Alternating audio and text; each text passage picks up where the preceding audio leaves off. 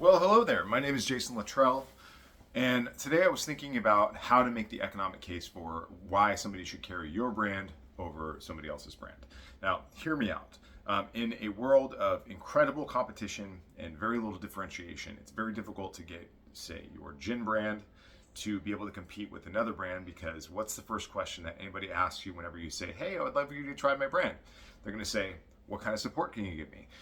And I don't know if you, I don't know about you, but I'm really tired of hearing that question. Like, what kind of support can you give me? How about we're joint venture partners, and it's in my best interest to get my brand in front of you, so that so we can support your business, so you're successful, so that we're successful, and everybody wins. Our agendas are completely aligned. Unfortunately, that's not enough, and in practice, most people don't actually do all the stuff that they say they're going to do to support an account. A model that I've come up with or adopted from somebody else, I must have heard it somewhere. Very little is original these days, but it's like, why not make the economic case for why somebody would be kind of silly to not take you up on your offer? Now, for instance, what is something that keeps a bar owner, bar manager, GM up at night? It's not which gin is on my back bar. It's, oh my God, how am I going to pay my staff? Oh my God, the government's coming at me with some new compliance, some new payroll thing, or whatever.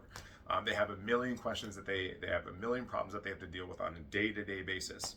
So why not attach your bottle, your product, as a solution to one of those problems? Now, I've said this a million times, but it's like most of the problems are economic, and 4 out of 5 bars are going to go out of business in the next 5 years. These are just stats. It's a little fuzzy math. It's not exactly that, but it's pretty close. About 4 out of 5, about 80% over 5 years are going to go out of business. The vast majority of those are going to go out of business in the first year or two. So it is incumbent upon us to help them find an economic solution to a problem that they have and attach our brand to it, because that makes them not only endears us to them and makes them want to work with us more and go deeper and wider, but also we don't have to look for a new client. We don't have to look for a new customer all the time. We have customers that stay in business longer. So here's a mechanic that I like to use to entice somebody to consider my brand over another brand, and that is through creative cocktail development, right? So you're like, oh, boring. Okay, cool. We already paid a mixologist to give us 20 recipes for our brand. Great. What does that have to do with a bar or restaurant that is already creative centric? They already pride themselves on their cocktail menu. But maybe something that they haven't considered is, what are we doing with all this dead stock, with all this DNR stock? Because I don't know about you, but I was a bar manager. I've worked in every tier over the last 2 decades. And I was a bar manager, and I had a bunch of stuff that I either did favors to get, or I just had this like stockpile of shit that I couldn't sell. And if somebody came along and said, "Okay, cool, tell me exactly what you have, and I'll make you a recipe based on that, and then help you sell that dead stock, as long as you help me sell my new stock," right? Okay, cool. So you're monetizing dead stock. And what is oftentimes the case is people don't know the value of their dead stock, right? So what they're doing is they're looking at they're looking at you, looking at your bottle, saying, "No, I don't need another gin right now." When the conversation could be, maybe the stuff that you see on the back bar is your dead stock, and I can help you get rid of it, right? Okay, so here's what you do. You say, "Okay, cool. Give me a list of all the stuff that you have in your back bar, and we will make you creative recipe, like custom creative recipes that are specific for your brand." And now most brands these days, they have the habit of hiring bartenders, which is great. I think that's great for contacts. Side note, they don't necessarily know how to sell. When I was a bartender and I was hired for brands, I did not know anything about selling. So anyways, getting back, so the big economic project, the economic proposal that you would consider providing to the account is saying, "Hey, listen, I will help you sell all your dead stock if you consider picking up my brand. And we don't have to start on the case level. We can just start by the bottle. I just want you to know that I'm serious, and then we can help you sell this product." And so, like, all the time, there are brands that have like Midori or some new flavor that fizzled out after a year, that they did a favor on, or it was part of a bundle or part of a special or whatever, and they're sitting on it and they can't sell it. Now, the good news is you happen to know somebody who's actually pretty good at making drinks. That's me. And there's all kinds of ways that you can use a lot of different things to occupy a single cocktail. So for instance, like we use quarter ounces and teaspoons all the time.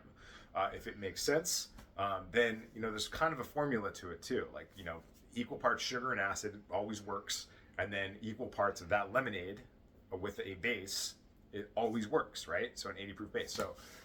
So you can mix and match what the base is. You can mix and match what the sugar is. The acid is pretty much set in stone. And then it gets trickier as you start getting into old fashions and martinis and stuff like that. But this is a great way to make an enormous and also you can make big batches of this stuff that doesn't go bad.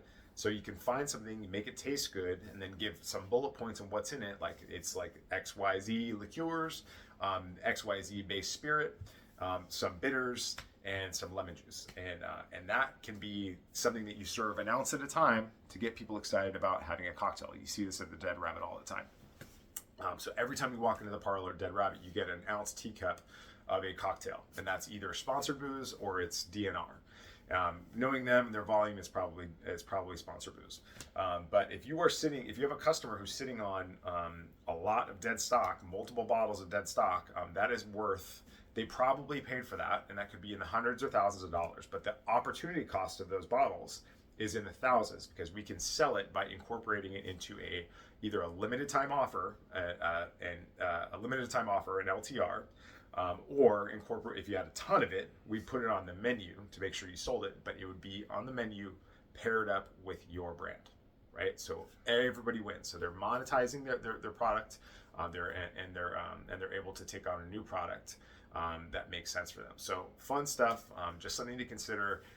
Do not reorder is a very powerful economic. Do not reorder is a very powerful economic incentive to get people to consider your brand when you cannot offer cash support, which you shouldn't, because that kind of support is fleeting anyways, and it just goes away as soon as you stop paying. So it's like extortion. So, all right, that's it.